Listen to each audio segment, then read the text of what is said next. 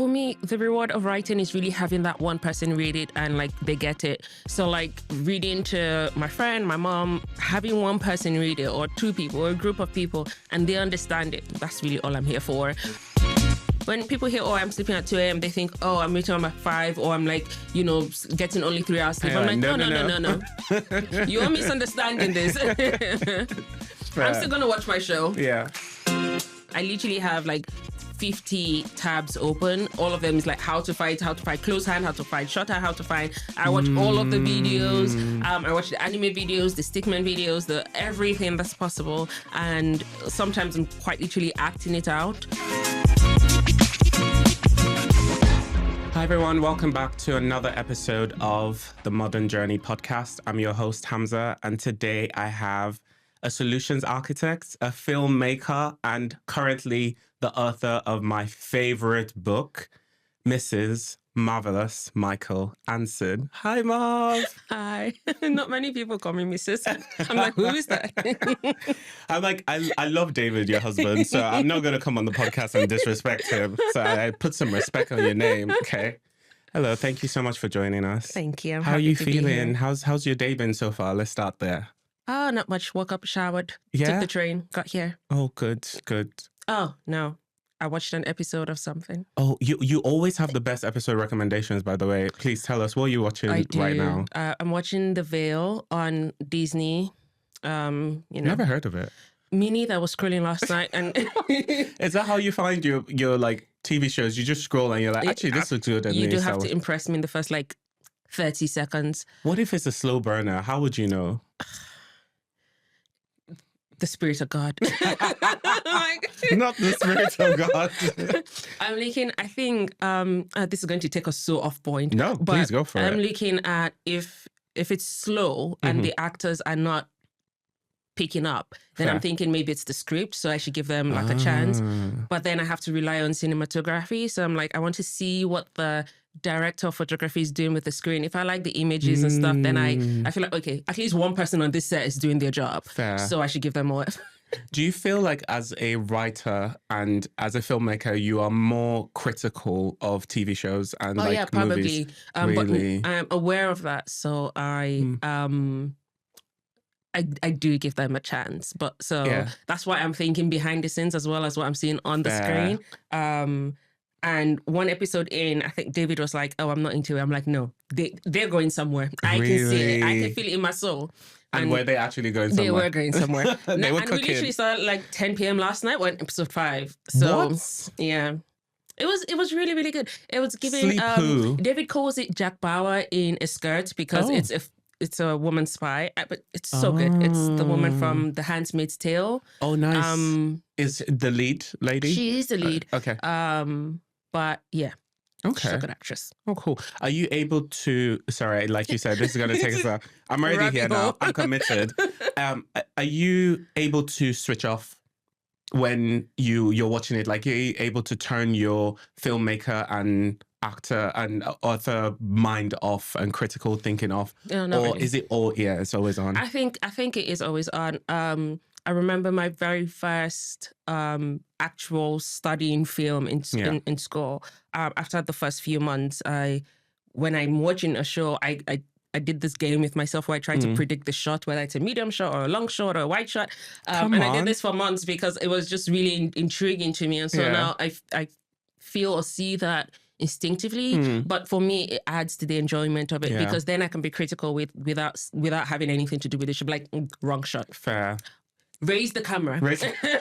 And I love that. Like, it's so interesting. Like, people are so different. It's so interesting how people have very specific like loves and, hobbies and things they're just obsessed with. I'm obsessed with music. So like for the longest I can think of, I would listen to a song and I'll be like, oh, you should have done this. You can change this. You could do this.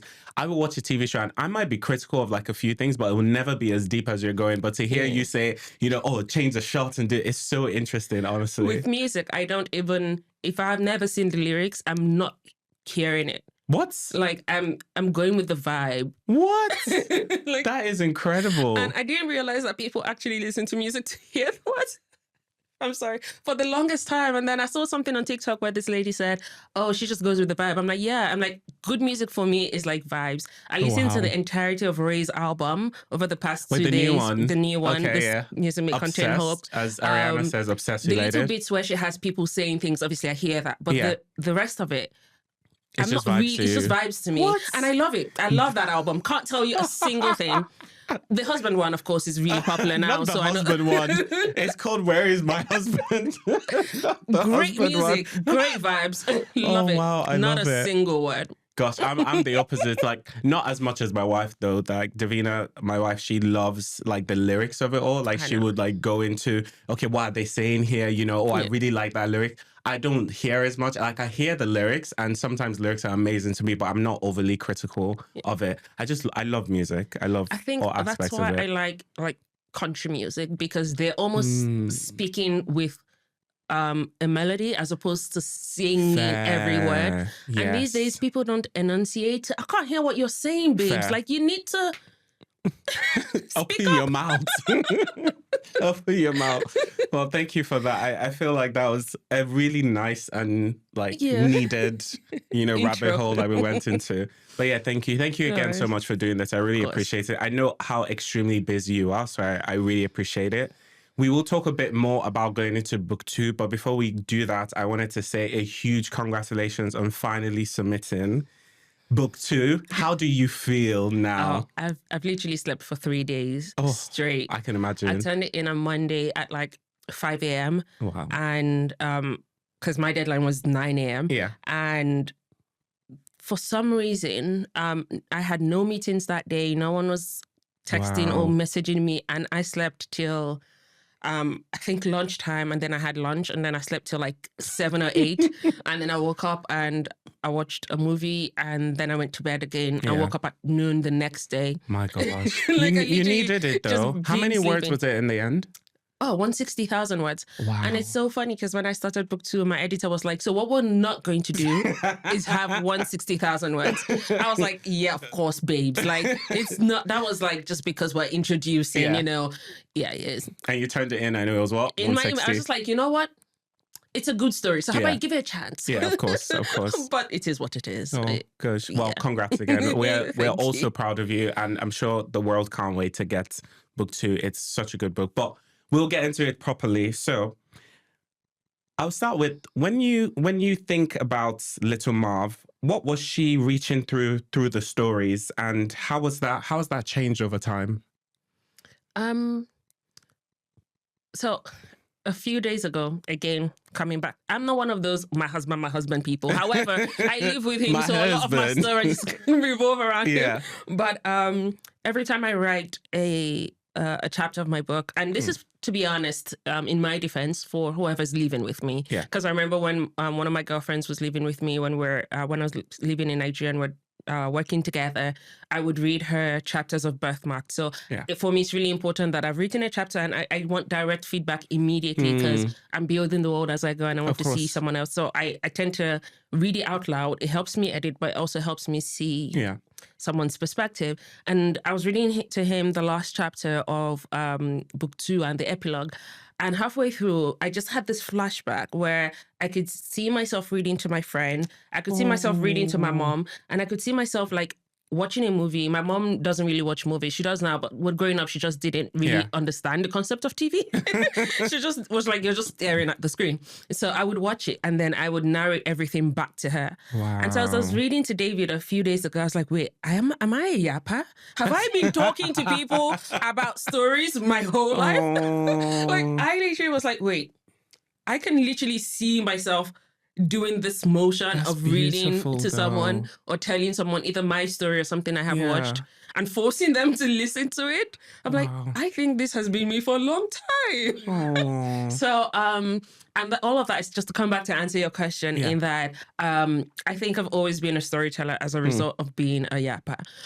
And whether that is, it's my story or something I've watched. I think writing is just one of the ways that I tell stories, but most times I think even with my friend, I do go on tangents. Like I will tell a story and the most dramatic stories as well. It makes well. life interesting. Like imagine listening to a story and it's just like monotone and plain. No, you have to add things to it, you know?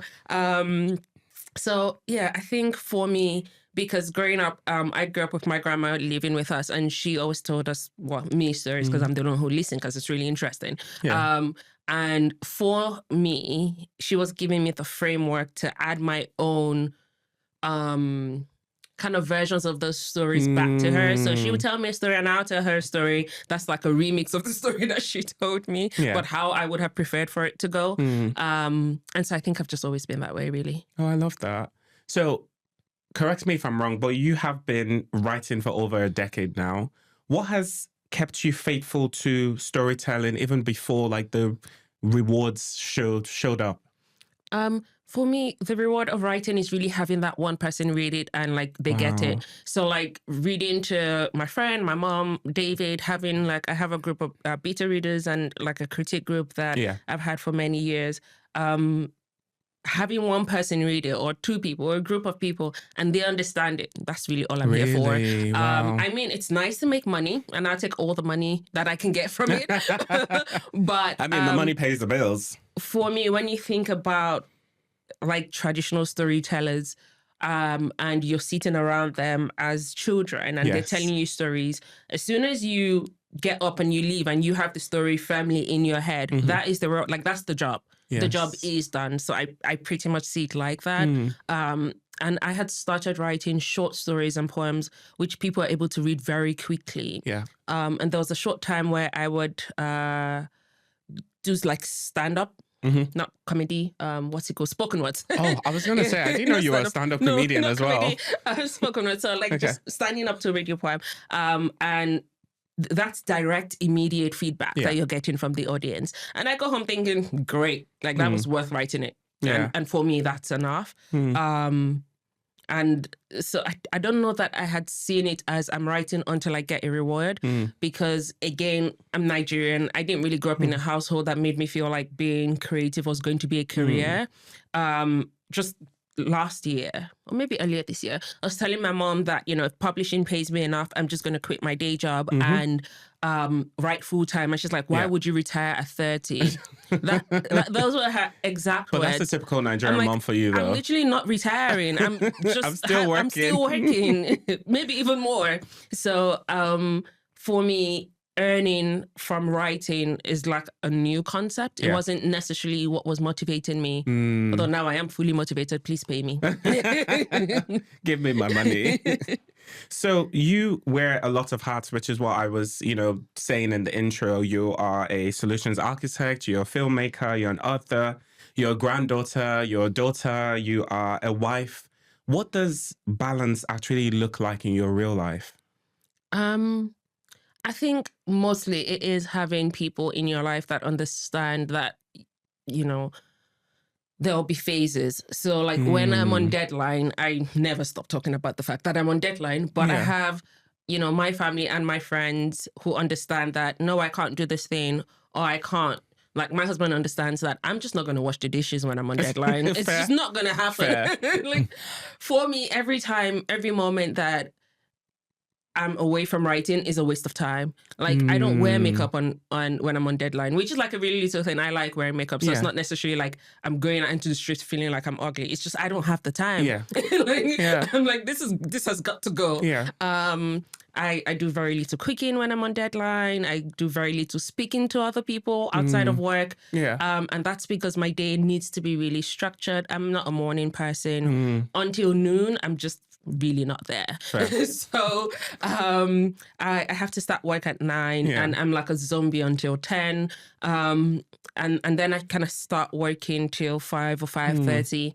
I take a little break, maybe have dinner, watch a movie. I do have to watch something. That's the only thing that I think doesn't go until maybe the last week of deadline. Because at some point I'm just like, okay, this is too serious. Fair. I mean, the world could end tomorrow. Like, I'm going to watch my show.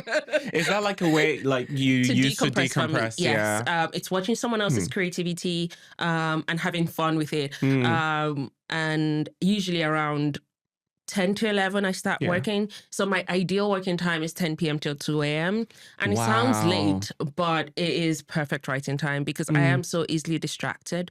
And so I will pick up my phone very often. I have this app that blocks my phone out, and I now... How's that working out for you? It's good. It's really good. But because... You know how to get through the... No, you have to pay to get, and I'm not paying. You have to pay? You have to pay to unlock it. And I'm like, is it expensive? It's not expensive, but I feel like it's a slippery slope. Where does the money go? Does it to go the like... app? They take your money. No way. They do. That is the best. And they take your money per app that you want access to. So it blocks your entire phone. And then it doesn't just unlock the phone. It's like, oh, if I want WhatsApp or if I want like Facebook or Instagram, like per app. No way. So... See how people are making money and I'm here just... Good money. And I just feel like it becomes a problem if I start paying. So I block it out in 30-minute chunks. But the thing is, I can just be on my phone and then I think, oh shit, I should be writing. So I could have been texting with someone and then they just get a random message saying Marv is not here. No, Marv is not here.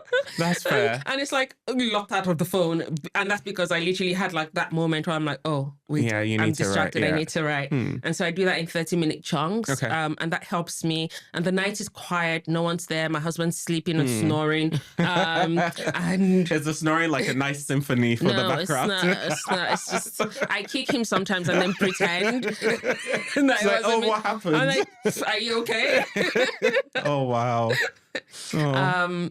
And then, you know, I go to bed and I wake up again, usually not before like 8:50. So just before I have to get up to work.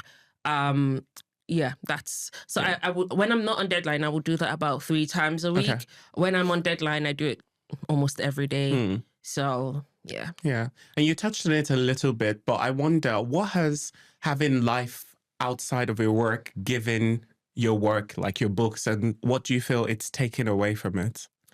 You do have to leave. Last year, so I treat my writing and kind of deadline time periods slightly differently. Last year, I would be really strict and I cancelled everything. Oh, wow. And when Christmas came by and I thought, I can't remember what happened the first 4 months of 2025, but that's because I was routinely doing the same thing. And there's this kind of theory where when you're doing everything the same day, your brain's trying to save memory space. Fair. And so it's like you did the same thing anyway. So it just puts it together. Yeah. So you lose any tiny different thing that you did. So if, you know, I was writing all day and I watched one movie, and the only difference is the movie that I watched the second day, that day collapses in my mind as a single memory. And so I have so many of that from last year, and I thought, excuse me. I need to live my life. Fair. I need to be out in the sun. So now I try to do things on weekends. Even when we were scheduling this, I was like, yes, I am busy, but like, again, the world could end tomorrow. I love this. You're saying the world could end tomorrow. Let's just really enjoy motivates today. Me to spend money and to go outside. Fair. So, so this year I have been a lot more conscious of seeing people, doing things. So even if it takes out of my writing time, I'm like, yeah, it's fine. You still need to be a person. You still need to like feel the sun, touch grass. Yeah. Everything it's a healthy okay. balance as well, right? You can't just spend all your life writing the book and, you know, being in your writing dungeon. You actually need to enjoy life and live a full life as well. Which then influences your work as well. Yeah, absolutely, So. And that's like, even, I don't know a lot for authors, but as someone who loves music, I spend a lot of time listening to musicians, and they say, like, in between, especially the great ones, in between albums, they actually want to experience life and live life that they can then pull that life experiences into their craft. And a lot of the times you can hear the difference. So I'm sure you can also read the difference. You can tell when someone has just gone straight from book to book, and you can tell when someone has actually allowed the culture seep into them. You really can. Yeah. And I'm trying to kind of pace myself and avoid doing that too much, because especially if you read widely, you will be able to tell. because you have to describe things like love and grief and when I was writing this and my brain was feeling fried and I was going into like a kissing scene, which I have written many, many times. Yeah. I literally Googled how to kiss. Wow. Knowing that I have someone at home I could kiss. You're like, come here, let's practice. I'm like, and then I was Googling, I was like, wait, what is this? What do I need? And then I was like, the moments before a kiss, the moments after a kiss. And I was doing like deep research. I'm like, this is getting too technical. Wow. You should like live life. Yes, you should kiss people. Yeah. So you know what it's like. You know what it's like. And I that is hilarious. Oh, wow. But it's one of those things where it can get so technical that you're literally thinking, how do humans do this? Forgetting that you're a human being. Yes. So, yeah, that's so true. So you went from self-publishing His Dark Reflections, which is one of the books that you have. I believe your first book, right? Yes. Yes. So you went from self-publishing His Dark Reflections to landing a fantastic fantasy trilogy with Penguin Michael Joseph. What did that journey reveal about your craft, your resilience, and the publishing industry as a whole? That's perhaps a loaded question. So when I was self-publishing, I had first published the book as Birthmarked, and then I republished it as His Dark Reflection. So the story's the same, but it's kind of re-edited to be better. And I changed the title because I felt like it fit more. But when I wrote Firstborn, I realized that I didn't want, it's so much work to self-publish. And I figured it was going to be easier while having a full-time job to have a publisher who could take on some of the responsibilities that I didn't want to do anymore. And so that goes through the process of getting an agent and submission and then getting a book deal and all of that, which is much easier said than done. But the journey with that just means that everything becomes a negotiation. So you no longer have sole authority over decisions that you're making for your creative work. So my editor has to give me feedback and edits, and I always crash out after every edit because I'm just like, what do you mean it's not perfect? Wow. I spent many nights on this. It's like your baby, right? Like you've delivered it and now they're telling you actually change this and this. You're like, no. It's like actually, you know, the this, you need to remove this character, combine this character, or change this. And you always need like a few days to take that in and then come back to it. And you do have veto power in the end, but you also need to be sure that you're making that decision for the right reasons. I'm very lucky to have an editor that I feel understands me. That's always a good place to start. It's like having a creative partner. If you guys don't have mutual understanding, it's just not going to work. Yeah, exactly. And so when I get edits from her, I trust not just her experience, but I trust that it's coming from a good place. Whenever I get, because we have like a wider team of editors, whenever I get a note that I can tell, I'm like, I feel like this did not come from her. I don't think she would have said this or in this way. And so everything again comes down to negotiations. But I've been really lucky with my team that they allow me to have a good amount of creative ownership, not just with the book, but with the packaging and the cover and what goes into the book, the maps and the pronunciation guides and just the little things that were really important to me to keep and show and be as part of the experience for the reader. But it's still, publishing is still, as much as it's part of a creative industry, it's still like a capitalist industry. So they're still just trying to make money. Yeah, of course, Which, you know, comes through in some of the decisions that they make. But ultimately, within your bubble, having that cheerleader helps you be protected from the wider machine. Yeah.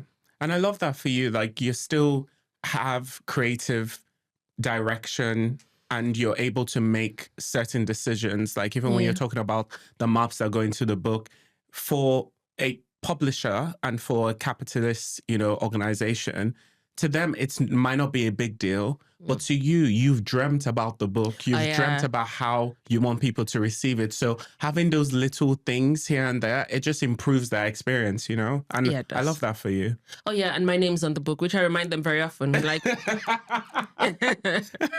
we're not going to be embarrassing here. Yeah. So, but yeah, it's a really brilliant team. So they've done well. Oh, good. So was there a moment in your journey where you realized that I'm not trying to be an author, I am an author? I feel like people have different answers for that. Okay. I think there's this general, I think the most popular kind of school of thought is that if you're writing stuff, then you're a writer, and then if you're published, you're an author.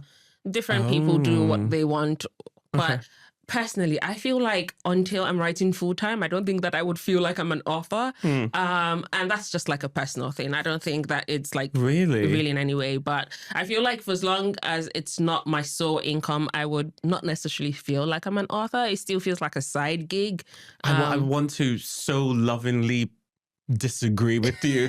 Like so lovingly but passionately shake you and be like, what do you mean? Yeah, but yeah, it's fine. So what would you refer to yourself as now if you don't think that you can't call yourself an author until it's like your sole full time? A solutions architect. Oh, come on. Because I have been doing this for 8 years now. Okay. And I'm really good at my job. I know you're fantastic at your job, to start there, first of all, because you've worked with some really huge names. But at the same time, you've been telling stories for much longer. Fair enough. So put some respect on that, right? Yeah, sure. Fair. In terms of what you've just said about, you know, not feeling like you're an author until it's full time, you know, and I'm not trying to put this on you and pressure you, but one of my visions for you and my prayer and my hope, and one of the things that I've, you know, kind of like envisioned after reading this book is that you do get to make a whole movie and a trilogy out of the trilogy of the book. How amazing would that be? And I know you have a director in mind, so in case you want to say it now, just in case it helps, What's funny is I think I wanted to be a filmmaker much longer than I wanted to be. I have wanted to be a filmmaker much longer than I have wanted to be an author or someone published. And when I was applying for uni, I had told my dad that, I'm going to apply to be a film director. And he was just like, okay. It was such a joke to him. He thought it was so funny that when his friends came over, he told them and they all laughed. Wow. Like, they were all just like, oh, that's so funny. I would have taken it as, okay, you agree. Like, they genuinely thought that it was like hilarious. Wow. And so he was just like, oh yeah, you can do that. But like on the side, like it's always been, the concept of it being a permanent side gig has just always been there. So he supported me going to film school. But funny enough, when I had done the film school, which was like the very first one I did was a short one, and we had to actually make a film at the end of it, which is where the award had come from. And it was with AFRIF, which is African Film Festival. Yes. International Film Festival. One of those kind of arrangements of words. And we had to make a short film in 48 hours. So it was sponsored by Canon. They had given us cameras and like, go out into the streets of Lagos, make a film and come back in 48 hours. And it was very much, who do I know? Who call people, hire actors. My dad had an apartment in Lagos that we used as like the home base. We shot something on the Third Mainland Bridge. It was the most chaotic 48 hours of my life. But we did it, and we had produced this, and they watched it and they're like, this is the best thing. And I remember sitting there in the audience with like a lot of celebrities, Nigerian celebrities, people in Nollywood. And they called my name first. And I was like, wait, there's a chance there's another Marvellous in this audience. And David was like, go, go, go. And then I was like running because it's a massive hall. So literally everyone was waiting for me to make this like 5-minute long walk all the way to the front. And I'm glad they didn't make us see anything. And I was just standing there and they were like, okay, next name. I was like, why am I here? Why am I standing in front of all of these people that make actual movies? And so one of the prizes for winning that was going to another film school. But so it was like we got this full ride scholarship to a film school in France. Wow. And at the same time, I had gotten a scholarship to for my master's degree. Look a favor. I know, but then I had to choose one of them. And then I chose the business one because there's no way I'm going to go tell my dad that I chose I chose the film they had school. a scholarship for both. And and literally Nigerian it was literally starting the same time as well. Like same month, same time, same date. I tried to defer it, but something had changed by the following year and they were no longer going to that particular school. But it's just, I've always had to kind of defer back to something a bit more stable. So I think that's why in my mind it feels that way. But so what I was saying is that, like, you know, that's my hope and vision for you. So I'm just wondering, would you then call yourself an author if you are then making movies from the books that you have created? Maybe then, yeah. Maybe then in the end. I would, but yeah, I would. I think I had decided a long time ago that because I couldn't pursue filmmaking as actively as because of my work, which is very full-time. Writing I can do because it's a very solitary thing. Yes. Filmmaking, it's a project. You need to always kind of be on set and things like that. They'll clash. And so in my mind, my kind of way back into filmmaking is making my books a movie. So I would very much be one of those annoying authors that would be on set every day. So, and there's nothing wrong with that. I feel like a lot of the times those are where the best movies from the films come, because especially when you write something and you give it to someone, it's like Chinese whispers, right? They will interpret it in a different way and it might change the meaning and the emotion and the actual heart and soul from it rather than just bloom that. So yeah, I think it would be great, you know, to have the books into a movie. But yeah, fingers crossed. I hope that anyway. So I can't have you on set and not ask you a question for aspiring authors. So I wonder, what do you think aspiring authors misunderstand about the difference between being talented, being published, and actually being sustainable? I think because a lot of writing is something where everyone feels like they can do it. And it's also low entry, and like you can pick up a journal and write. Yeah. Like whether it's cohesive or it makes sense in a general arc, all of that is subjective. You can write whatever you want to write. But when you then start to write for an audience that's not you, you have to, it's a balance between inserting your own experiences and who you are versus considering the audience that you're writing for. Whether it's a middle grade book, a young adult book, an adult book, and then you go into genres and what the rules of those genres or those genres are, and what you want to pick, what you want to remove. So there's just so much to consider when there's an audience, because you have to consider the wider world. I think one thing that, you know, aspiring writers and authors do is, after writing that first book, getting to a point where you want it to be either self-published or traditionally published, it then has to transform into becoming a business. And so you find a lot of people and even if we just kind of stick with traditional publishing, you find a lot of people being very demotivated or knocked down emotionally because of decisions that publishing makes, forgetting that it is a business. And the only thing that you really can control is your own input into the book. Like that's usually where you have the greatest amount of control. Even when it comes to edits and stuff, like you can always veto, you can say, I want this or I don't want that. But to then be kind of to sustain that career within the industry, you know, it very much comes with contracts and growing up and getting an accountant and, and, you know, your agency, and some people get extra lawyers, and it starts to become the foundation of a business. And you have to treat it like that. And you can't break contracts, which is why we take deadlines very seriously. And I was like, when my editor asked for book 2 last year, I was just like, oh, wow, that's a surprise. I mean, it was in the contract, but I did not know where it's so serious. So you have to be consistent and disciplined. And of course, things can be flexible, but again, it's always a conversation. So people tend to think, oh, I've written a book, it's all, willy-nilly, and I can do whatever I want. And you can within the context of the world you're creating, but once you start involving other people and you want it to reach an audience, you then have to start negotiating, whether it's within your team, within the company, and because it can get much bigger than you, and you still need to be comfortable again within the world that you have created, and just continuously learn as well. The many people, and this is a topic that happens on the book side of Threads very often, where people feel very entitled to having a career as an author or getting an agent or getting a publishing deal. And it is a balance of luck and hard work, because the right person has to see your book at the right time. But it's also at the right time. That's so true. You still do need to put in those 10,000 hours that people say for everything. So I don't know how to sing. And I don't practice except singing off key very proudly. But I wouldn't go to Beyonce and say, oh, I deserve it because I'm very passionate and I love singing so much. Like, that's true. They'll literally say, and so what?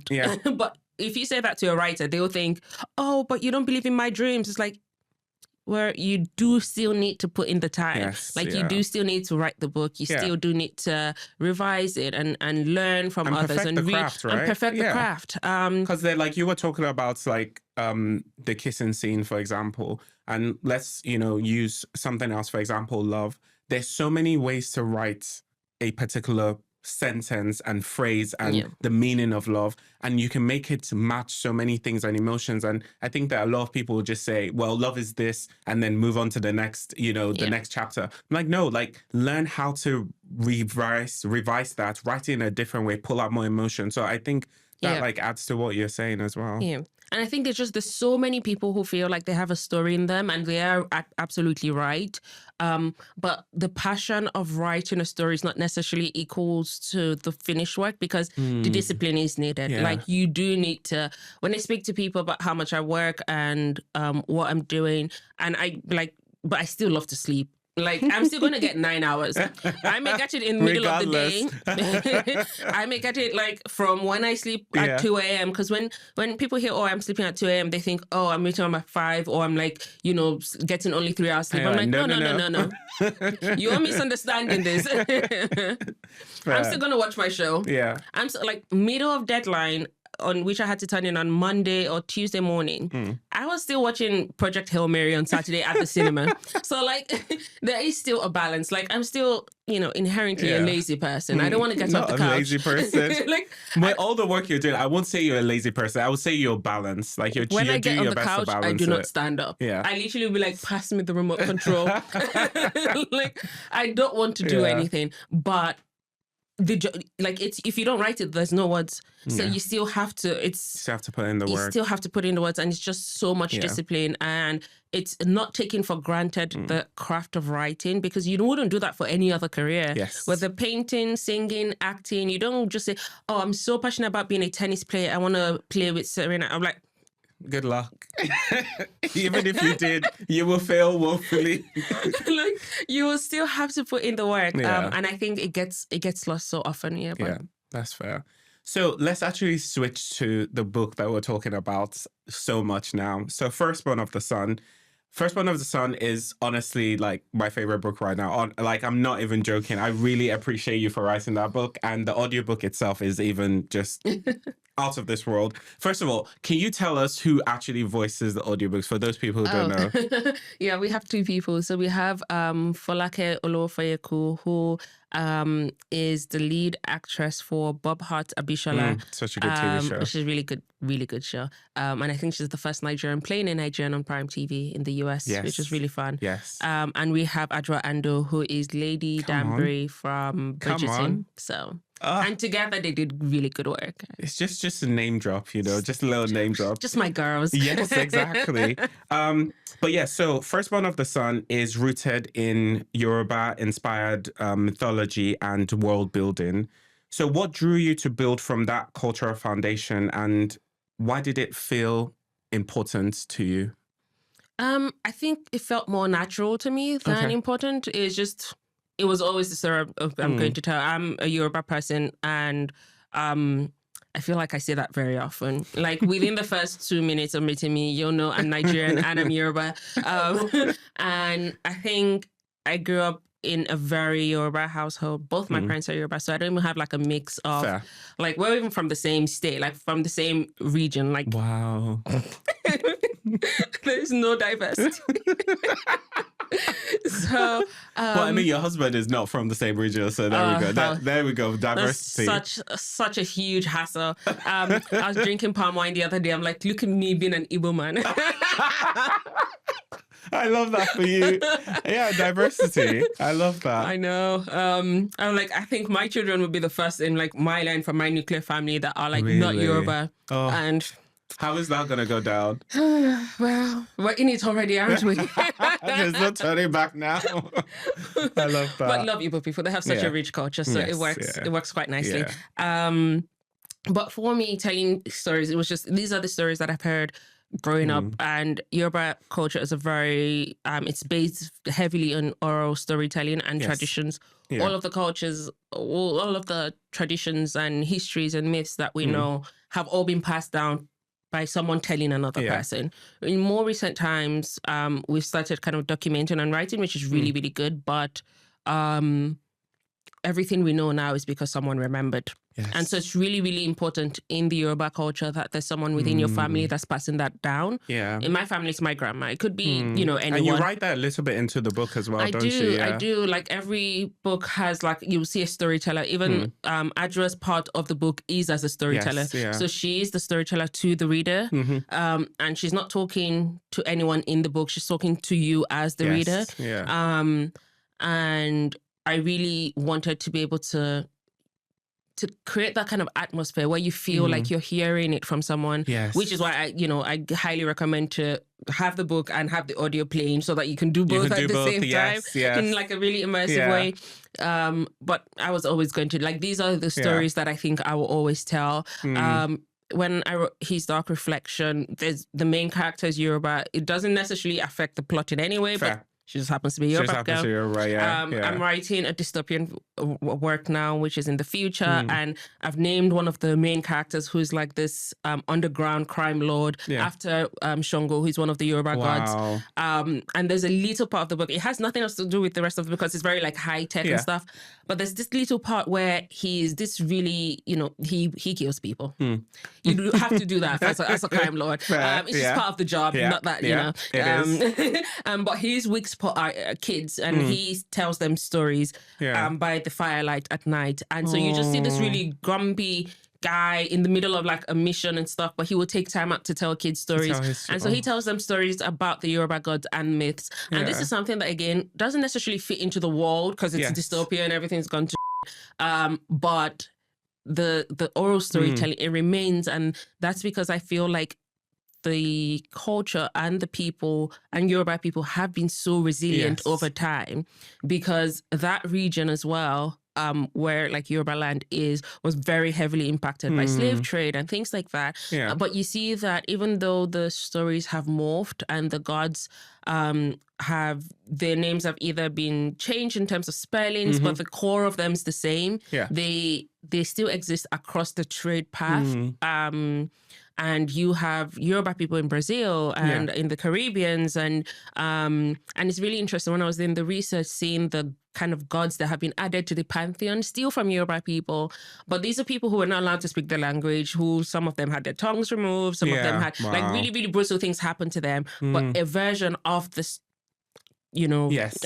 culture still remains. Absolutely. And so I feel like whether it's at the end of the world or at the start of the world or in an alternate universe, for me, it is really important to show the resilience of the Yoruba culture and people. It's almost like a little trademark. You know how every artist signs their work? That's like, that's that little thing that this must be written by Marv, If you say Yoruba person, it's me. Yeah.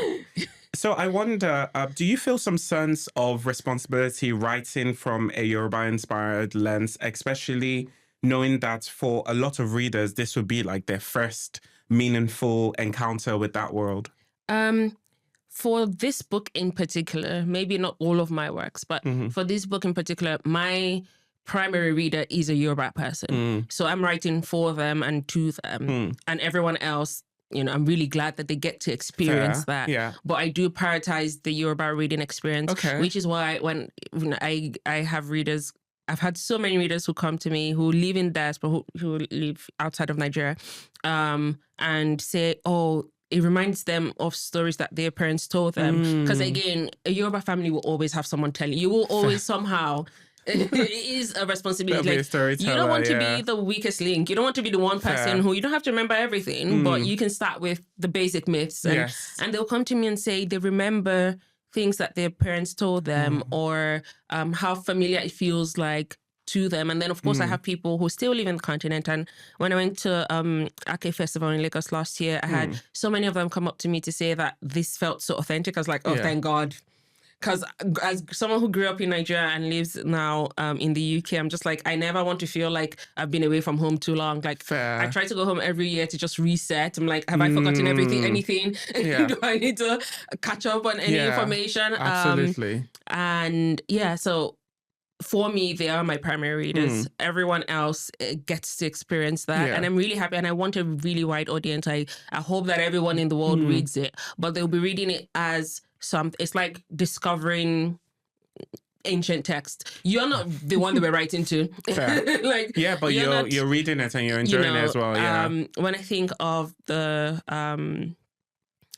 stories, the 10,000 Nights, Arabian Nights, when we think about the stories we have from those, I don't know if to call them myths, but just perhaps stories and folklores, we enjoy that, and that has been revived so many times. Everyone loves Aladdin now, for example. But like when you think of those stories in the original context, it wasn't to you, but you love it and you enjoy it and you think this is really, really cool. This is great, it gives me an insight into this culture that I didn't know about. But they were not thinking about the 21st century person who's going to read it on a Kindle. That's true. You were not not on the Kindle. you were not in their mind.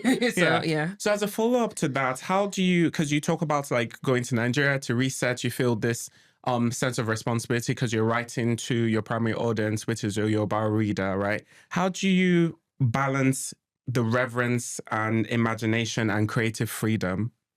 I think I prioritize imagination and creative freedom among everything else. And I think I feel comfortable doing that because I'm a Yoruba person. So I'm not trying to be disrespectful. And if it comes off that way, you've probably just read it wrong. I love the confidence. Like, you read it wrong, sorry. Okay. And what kind of research do you feel this book required? And how did you know when to stop researching and just trust the writing process and trust the story? I did do a lot of research, but I think I was also stalling a lot. So the first perhaps 2 to 3 years, I had 3 chapters, but I kept kind of researching mostly because I had not yet decided to hone it down on Yoruba culture. When I first started writing it, I had thought I had to make it first a made-up culture. And then I thought, because it's in the desert, I should do some research on the people who historically lived in the Sahara.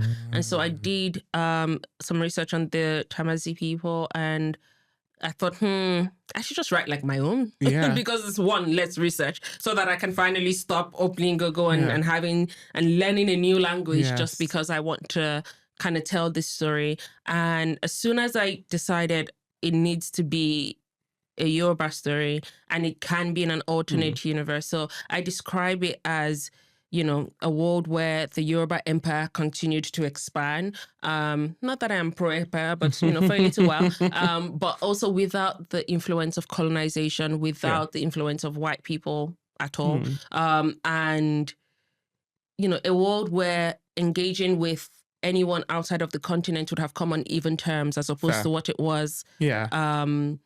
Because I feel like just even as a continent, we're just very open arms, perhaps to a fault, and interacting with outsiders for us is a huge, especially in Yoruba culture, like the concept of hospitality and treating your guests well and people you don't know and strangers.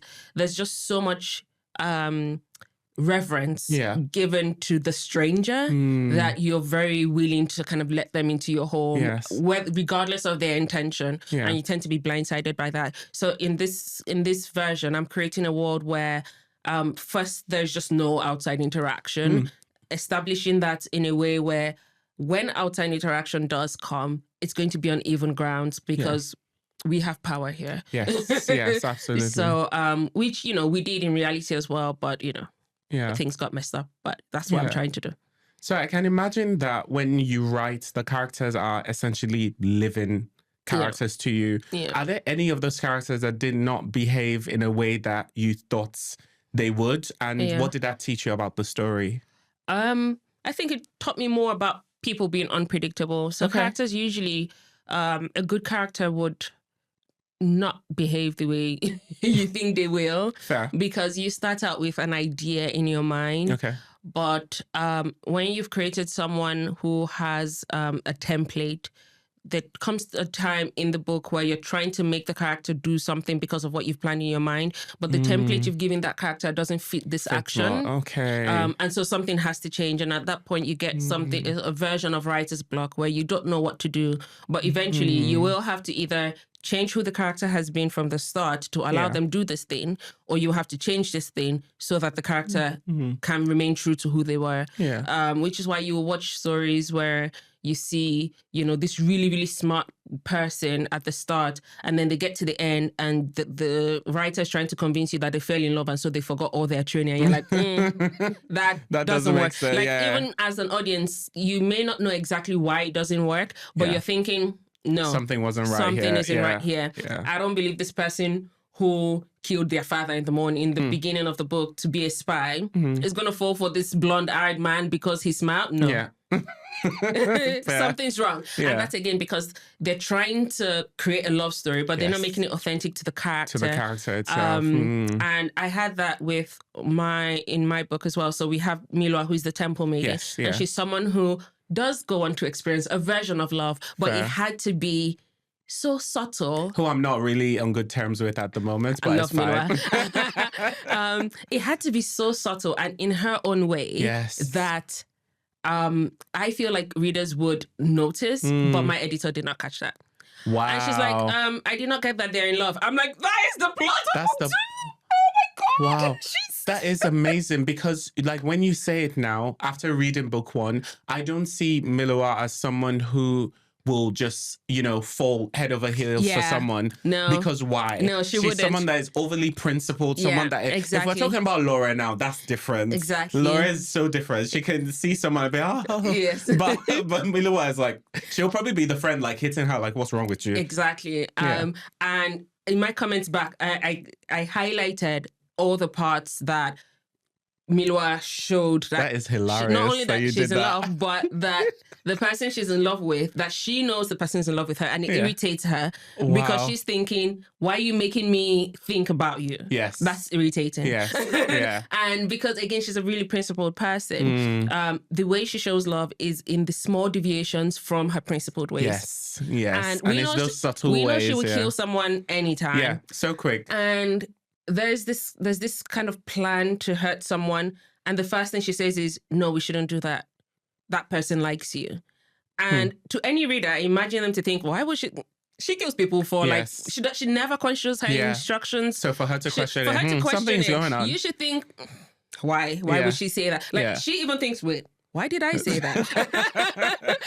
I love and so that. it's in the little ways that they deviate from their norm, but she's never going to stand in the middle of the town square and say, I love this person. It's Absolutely never going to happen. Not, so I'm guessing what you've just told us is little snippets into book 2, right? Yeah. Okay, cool. All right, I'm going to come back to that. But before we go there, one of the things I want to say is that one of the relationships I love that I've seen through your social media is your relationship with your grandma. I think it's so beautiful and so lovely. And from what I heard, she's one of your biggest readers, right? Yeah, she's reading now. Yeah. You told me how she, or rather you mentioned on socials how she reads the story back to you and she tells you, oh, did you know that? She does. And you're like, I wrote it. Know. Yeah, I know. That is absolutely so cute. I have to engage with her. I'm like, yes, I know. And she's so funny. There's a part again of book 2 where Laura does something and Alawani sees it and he gets really upset because he misinterprets what she's saying. And my grandma's like, do you know that when Laura did this, she didn't actually mean that, but do you know that Alawani then thought, and then because of that he did. I'm like, yes, so I do know that that's what happened, but I'm glad that you caught it too. But yeah, she loves it. She gets, you think she knows them. She treats the characters like they're people that, like it's like she's watching Housewives and she's like, do you know? But that's how the story comes alive to people, right? Like I'm the same. Like when I was reading the book and I was talking to my wife about it and talking to like other people about it, I spoke about it like, you know, I just came back from the town. Like I saw it in person. You're like, did you know that this? And that I feel like that's also an evidence of a well-written book, but also like a well-rounded story, because it makes you feel like you are there, you are sat in that world. And for me, it was amazing because I told you I always listen to the audiobook when I'm driving. So being surrounded by the voices as well is just even better. Like my imagination is now I drive past areas that I used to drive through and I'm thinking, I was like, I wonder how like I wonder how this person is. Oh yeah, I remember this fight in the temple, and it's like also real. But yeah. So I brought in your grandmother because like you talk about how she always has eyes on the drafts and edits. What has she passed down to you that shows up most clearly in your writing?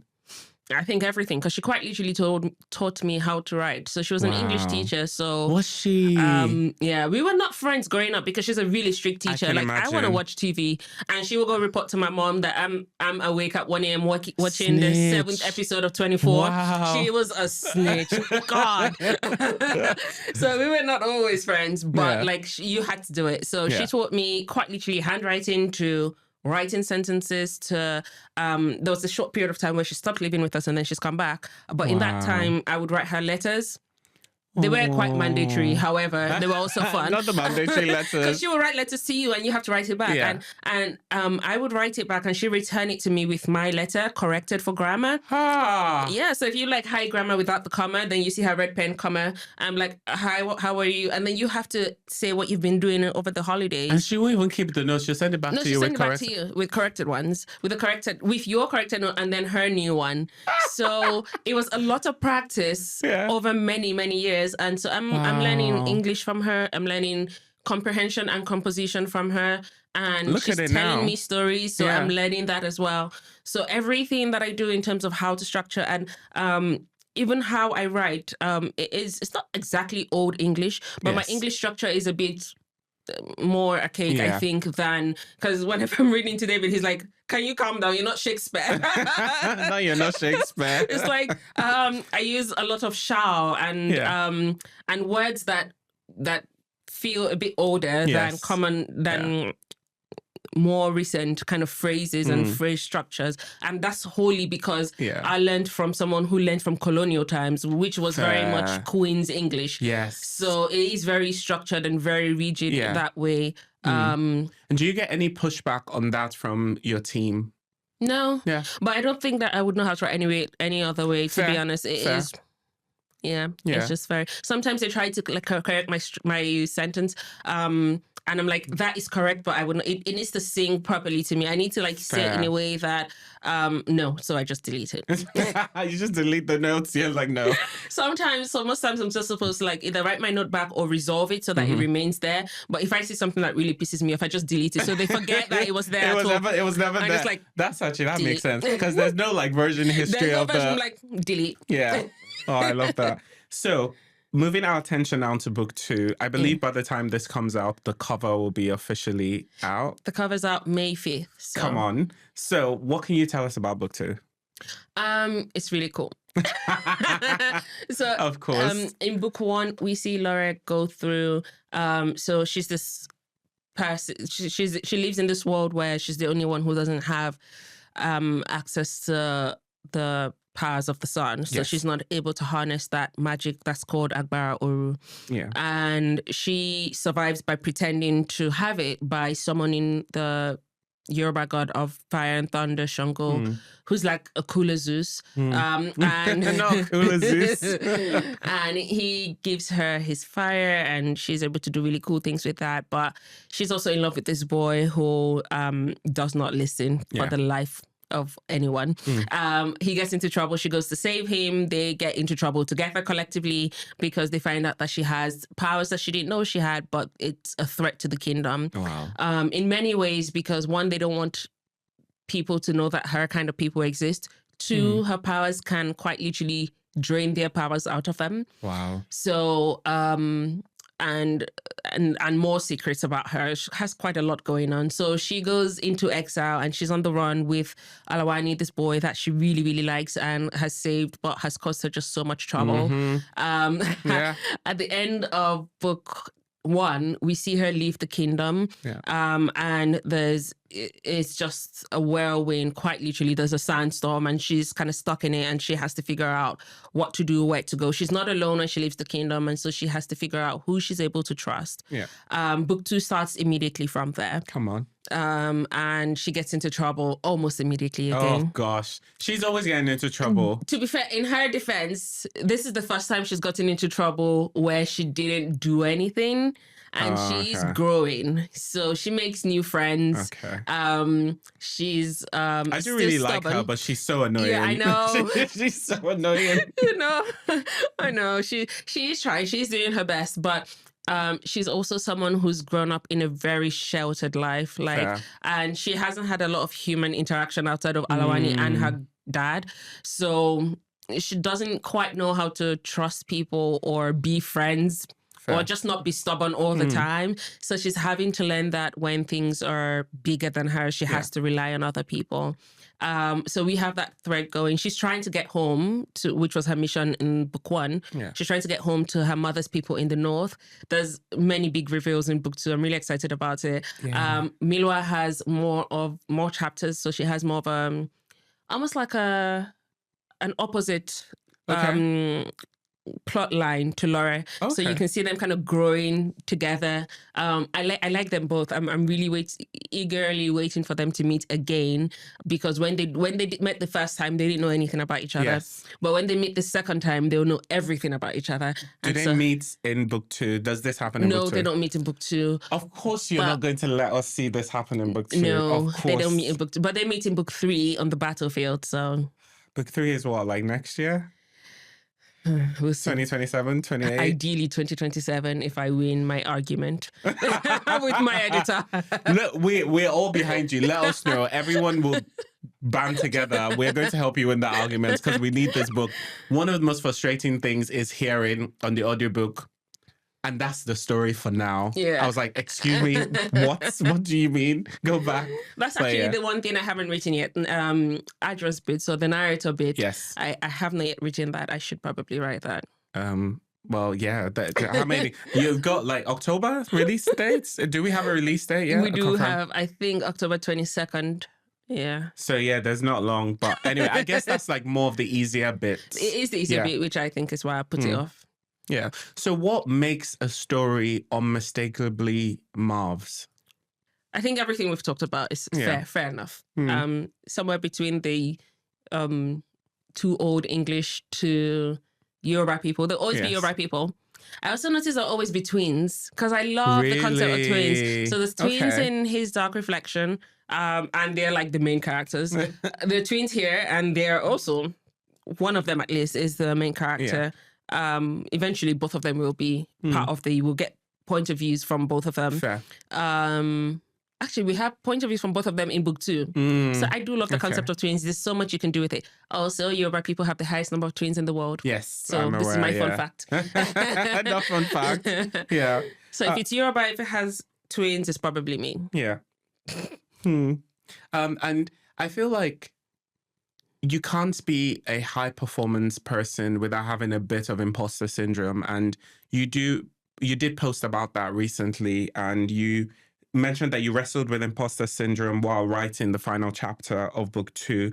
What was that voice of doubt saying, and what helped you finish anyway? The deadline. It looms. Not the deadline, it looms. Yeah, nothing like a bit of pressure to push away the imposter syndrome, right? I think I do work well under pressure. I don't want to. Yeah. My brain just does. But I was right, because I had avoided writing that chapter for like 3 months now, because I finished it maybe I think end of February or Wow. mid-February is when I finished it. And then I got the edits back. And when I did, I had the option of finishing the chapter or going back to the start. So I just went back to the start because I'm like, I don't want to write this. And that's because it's one where it was a huge fight scene. And I really struggle with fight scenes. Okay. Although they tend to read really well. Yeah. I think it's because I agonize over them, and I literally have like 50 tabs open. All of them is like how to fight close hand, how to fight short hand, how to fight. I watch all of the videos. I watch the anime videos, the stickman videos, the everything that's possible. And sometimes I'm quite literally acting it out and getting David to help me. I'm like, okay, so if I stab you here, and then I want to move my hand over here. Yeah, how does that work? Because it needs to make sense, right? It does need to make sense. I find it really, really difficult to write, and I don't like to write them at all. So, and it was the last chapter as well. So, and I wanted it to feel different. Okay. Because she does a lot of fighting and escaping, and I don't want it to feel like we're just reading the same thing. Yeah. And because she was fighting and escaping at the end of book 1, she's fighting and escaping at the end of book 2, but under different circumstances and more power. I was gonna say, her power is definitely more now. Yeah. She's learned a bit more. Exactly. Okay. So I think it worked out well, but I really struggled with where to even start from. So I imagine that I'll get quite a lot of edits from that. That chapter when I get it back, because it probably needs a bit more revision, but the idea is there, and I think I was just feeling, because I had read the rest of the book and I thought, I actually really like this. I think this has worked really well, because there's that curse of the second book where like it dips and it's just not as good. Yes, we're not going to allow that. No, I was trying to avoid that. So I needed to make sure that the action and the emotional tension also worked. And my editor saying that she didn't get Milwa being in love with this person, I'm like, you're throwing me off, because this is a huge part of the book. And I preferred writing Milwa's parts to Laura's parts this time Is that around. because in book 1 you had focused on Laura's and then now you just wanted maybe something a little bit different? I think so. And because I can't give too much spoilers, but Milo and Laura have collected. You can give as much as you want, it's fine.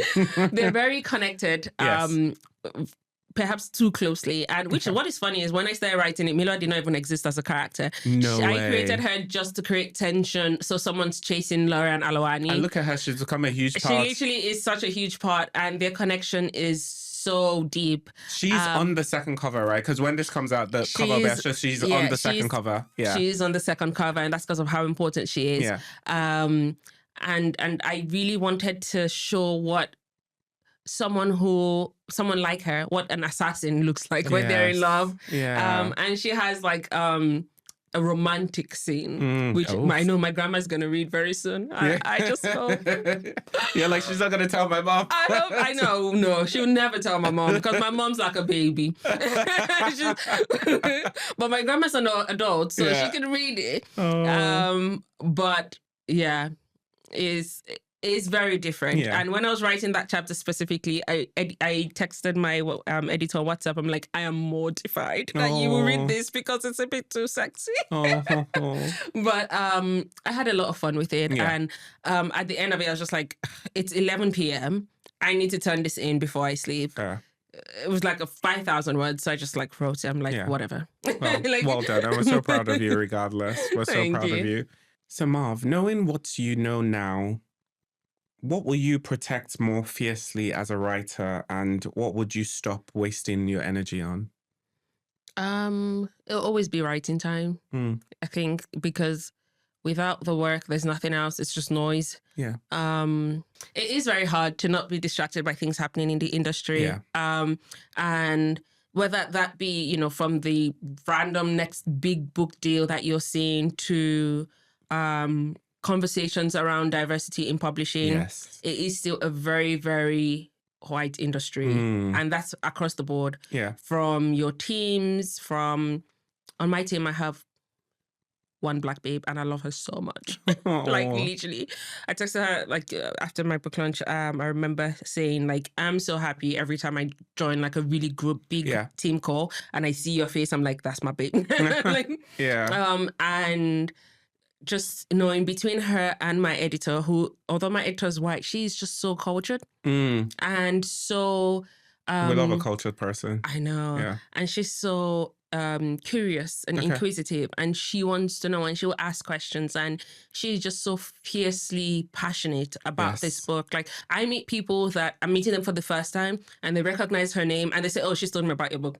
Like she's like, oh, yeah, wow. she's told me. I know it because she will make you listen to I it, love that. to her talk about it.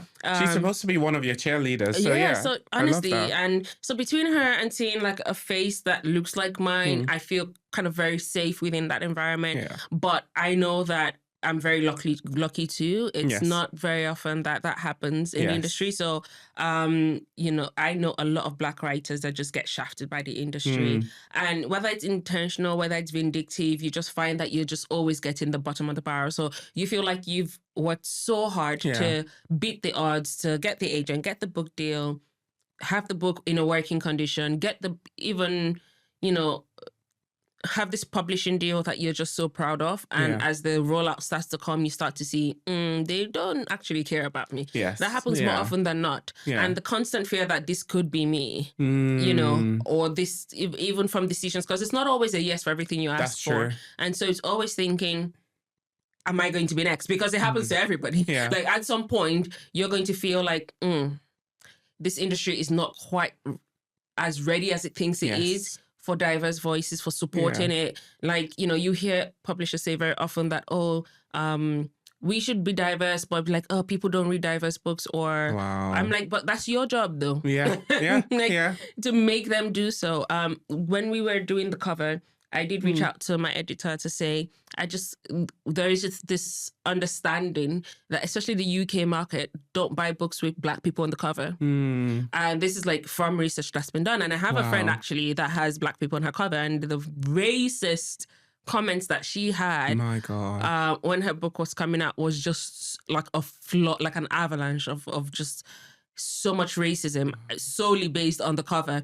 And so we had to like send it out to like booksellers, and they're like, oh no, we've done like a little mini test. Everyone loves this. But I'm like, okay, just know that it's a possibility though.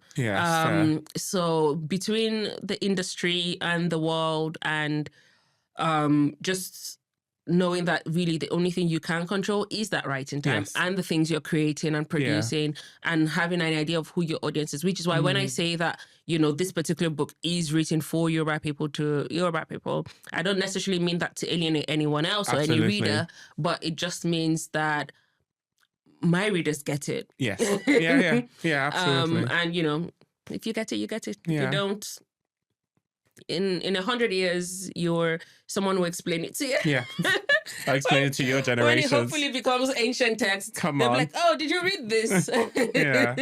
But yeah. Oh, no, I appreciate that. So I ask this question to end the podcast every time. And as we bring the podcast to a close, I'm going to ask you the same question. What does this season of your journey require from you? Perhaps I am trying to kind of rest more so that I'm not too burnt out, because it's really hard to come back from it. I really don't have the time for a burnout. Tell me about it. It's not in my schedule. So I'm trying to take time to rest more and to like be more present with like my friends and my family. But I also know that it's going to be a very busy year. I'm not anticipating that every year will be this busy, but I have just come off deadline, and I have my next deadlines for my other project is the end of May. But in between then, I do expect to get my edits back from book 2. And I will get like a new deadline for that, which will be perhaps my firmer deadline, just because it has to come out this year. Yeah. So using the time in between to just really kind of refresh and reset, but just knowing that it's a busy year. But that's just, again, because of the plans that I have. I'm hoping that I'm able to have like a bit more structure around my rest times this year. But and that's good. Like, you need to rest to make sure you're in the best position to write and create and do all of the amazing things that you need to do. Marv, I just want to thank you so much for coming on the podcast. Thank you. I am so proud of you. We are also proud of you. Your book is amazing. I wish you all the success for book 2.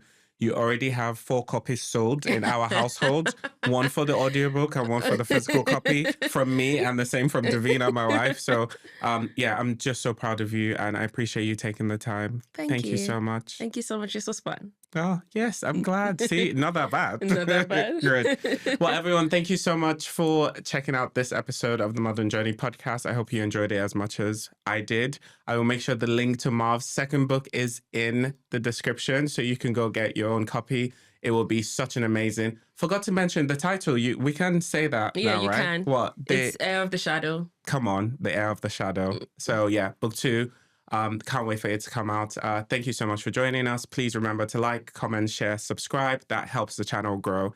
And until next time, I've been your host, Hamza, and I will see you when I see you. Bye.